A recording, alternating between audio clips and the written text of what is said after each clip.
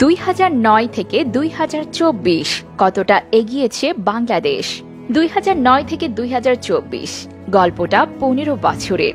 এই 15 বছরে অনেক কিছুতেই এসেছে পরিবর্তন। আগে বিদ্যুৎ, গ্যাস কিংবা পানির বিল পরিশোধের জন্য ঘন্টার পর ঘন্টা দাঁড়াতে হতো লাইনে, আর এখন ঘরে বসে নিমিষেই মোবাইল ফোনের মাধ্যমে দেওয়া যাচ্ছে বিল। আবার ধরুন পরীক্ষা বা চাকরির ইন্টারভিউ দিয়েছেন, ফল জানবেন, সেখানেও ছিল বিড়ম্বনা।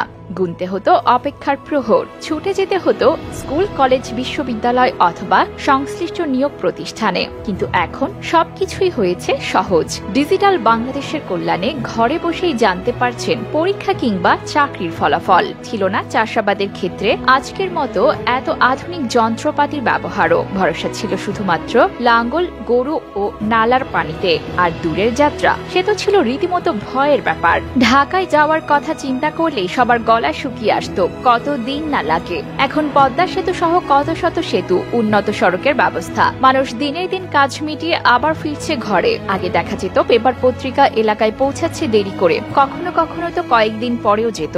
আর এখন ইন্টারনেটের কল্যাণে সবকিছুই হাতের মুঠোয়। পত্রিকা পড়া যাচ্ছে অনায়াসেই। প্রবাসীরাও মোবাইল ফোনের সুবাদে নিয়মিত যোগাযোগ রাখছে পরিবারের সাথে। অথচ আগে চিঠি ছিল সব। মাসের পর মাস পার হয়ে গেলেও দেখা যেত চিঠি আসেনি, এমনকি নিকটাত্মীয় মারা গেলেও তা জানা যেত অনেক পর। আর এখন ইন্টারনেটের কল্যাণে ভিডিও কলে দেখা যাচ্ছে প্রিয়জনের শেষ যাত্রার দৃশ্যও।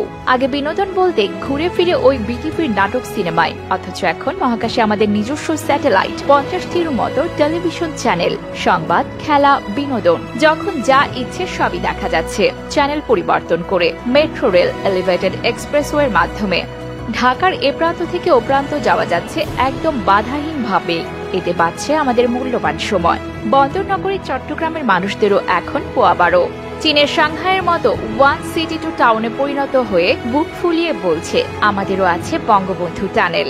আগে প্রায়ই দেশ ডুবে থাকতো ভয়াবহ লোডশেডিং এ, অথচ এখন হাওর থেকে সমতল কিংবা দুর্গম পাহাড় থেকে বিচ্ছিন্ন চরাঞ্চল, সর্বত্রই ঘরে ঘরে বিদ্যুৎ। পাশাপাশি ক্রমবর্ধমান বিদ্যুতের চাহিদা মেটাতে রূপপুর পারমাণবিক কেন্দ্র, রামপাল, পায়রা ও মাথারবাড়িতে হয়েছে আধুনিক সব বিদ্যুৎ কেন্দ্র। যাদের এক সময় কিছুই ছিল না, ছিল সহায় সম্বলহীন, তাদের মুখেও আজ তৃপ্তির চওড়া হাসি।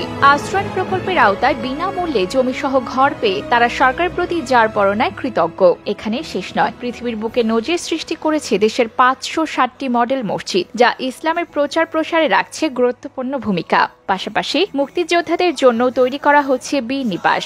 জয়তু হে শ্রেষ্ঠতম প্রধানমন্ত্রী, আপনার জন্যই এই পরিবর্তন, এই এগিয়ে যাওয়া।